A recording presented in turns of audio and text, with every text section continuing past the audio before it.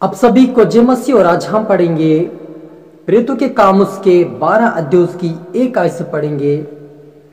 उस समय हेरोदेस राजा ने कलीसिया के कई व्यक्तियों को सताने के लिए उन पर हाथ डाले। जब उसने देखा कि यहूदी लोग इससे आनंदित होते हैं तो उसने पतरस को भी पकड़ लिया।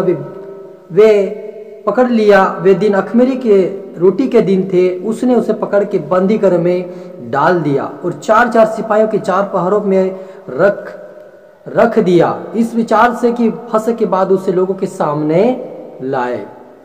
हालेलुया। हम छोटी दुआ करें। धन्यवाद प्रभु यीशु पवित्र आत्मा पिता परमेश्वर खुदावंद ईश्वर राजा, आज के वचन आज के कलाम से पिता हमारी से बातें कर, जितने देखने वाले सुनने वाले आज के वचन से 100 गुना फल और आशीषित होने पाए। खुदावन आज का वचन प्रभु हरि के जिनको बंधनुसार प्रकार की समस्याओं से बीमारी से आजाद करने पाए। खुदावन आप मेरे मुख से गुरु पिता सहायता मदद कीजिए। ये प्रार्थना दुआ यीशु तेरे मीठे मधुर नाम से मांगते आमीन। तो मेरे अजीजों, यहाँ पर पतरस को हेरोदेस जो राजा था वो कई लोगों को सताने लगा, कलीसियाओं को, और पतरस को बंदीगृह में डाल दिया। और उसको डालने के बाद वहां पर 4-4 सिपाही का पहरा लगा दिया। देखिए जब हम आगे पढ़ते वहां पे लिखा है बंदीगृह पतरस बंद था, परंतु कलीसिया उसके लिए लो लगाकर परमेश्वर से प्रार्थना कर रही थी। हालेलुया। यहाँ पर मेरे अजीजों, जो कलीसिया थी वो लो लगाकर आत्मा और सच्चाई से पतरस के लिए प्रार्थना कर रहा था कि वो बंदीगृह से बाहर आ जाए। हालेलुया। जब हेरोदेस उसे लोगों के सामने लाने को था, उसी रात पतरस 2 जंजीरों से बंधा हुआ था, सिपाहियों के बीच में सो रहा था और पहरे द्वार बंद बंदी गृह की रखवाली कर रहे थे। तो देखो प्रभु का एक स्वर्गदूत आ खड़ा हुआ और उससे कोठरी में ज्योति चमकी और उसने पतरस की पसली पर हाथ मार के उसे जगाया और कहा, उठ जल्दी कर। और उसके हाथ से जंजीरें खोलकर गिर पड़ी। तब स्वर्गदूत ने उससे कहा, कमर बांध और अपने जूते पहन ले। और उसने वैसा ही किया। और फिर उसने उससे कहा, अपना वस्त्र पहनकर मेरे पीछे हो ले। हालेलुया। मेरे अजीजों, यहाँ पर जो स्वर्गदूत था उसे वहां पर उस बंदीगृह में जाकर खड़ा हो गया और वहां पर ज्योति चमकी और पतरस के ऊपर, पतरस सो रहा था, उसकी पसली के ऊपर हाथ रख के जगाया और कहा कि उठ और अपनी कमर बांध और जूते पहनकर मेरे पीछे हो ले। हालेलुया। मेरे अजीजों, यहाँ पर जो स्वर्गदूत है वो प्रार्थना कलीसियाओं की सुनकर वो गया था, क्योंकि लिखा कि यदि कोई बीमार या कोई बंदीगृह में हो तो उसके लिए सब कलीसिया मिलकर, पुरानियों मिलकर उसके लिए प्रार्थना करे तो वो आजाद हो जाएगा, बंदीगृह से बाहर आ जाएगा। तो यहाँ पर ये कलीसिया उसके लिए प्रार्थना करे लो लगाकर, और ये व्यक्ति पतरस को जाकर जगाया और वे बंदीगृह से उसे बाहर निकाला। लिखा कि उसके जंजीर जो बंधे हुए थे, हाथ में कड़ियां बंधित हुई थी, वो भी उसकी खुल गई।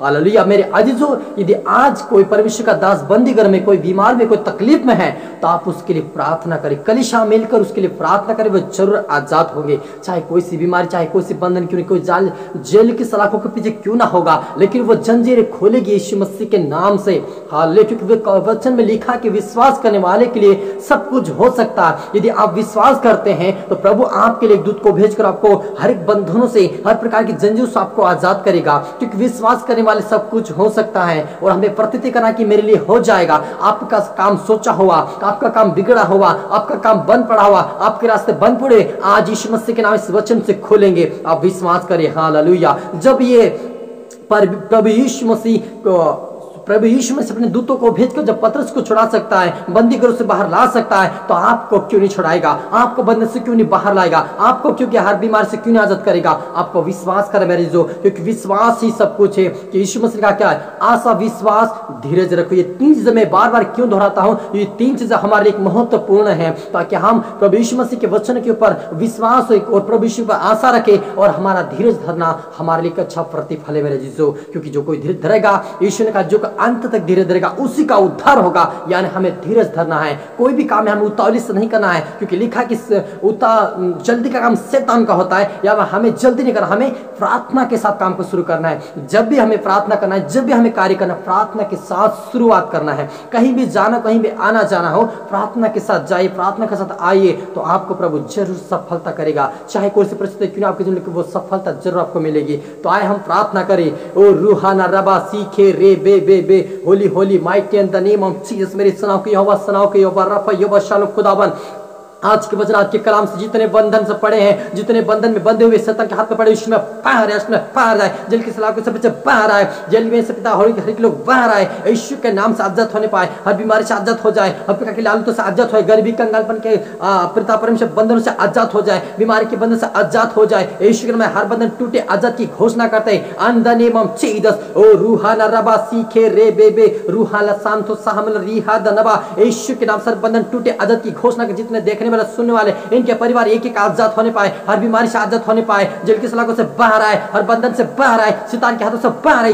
में घोषणा करता मेरे पिता परमेश्वर, सबको रात में सौंपता हूं, आपने रात में सौंपते हुए ये प्रार्थना दुआ यीशु तेरे मीठे बदन नाम से मांगते हैं, आमीन। अब सभी को गॉड ब्लेस ऑल। अगले वीडियो में मिलते सभी को जय मसीह की।